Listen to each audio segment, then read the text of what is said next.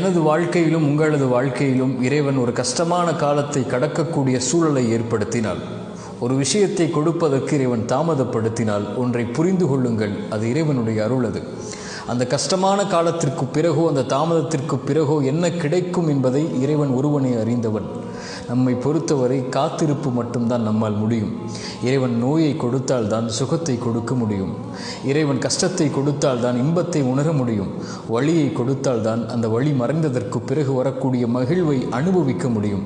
உலகத்தில் இருள் வந்தால் எப்படி வெளிச்சம் வருமோ, அதுபோன்று சிரமங்களும் கஷ்டங்களும் வந்தால்தான் அதற்கு பிறகு வரக்கூடிய நிலைமை இன்பமாக மகிழ்ச்சியாக மாறும்.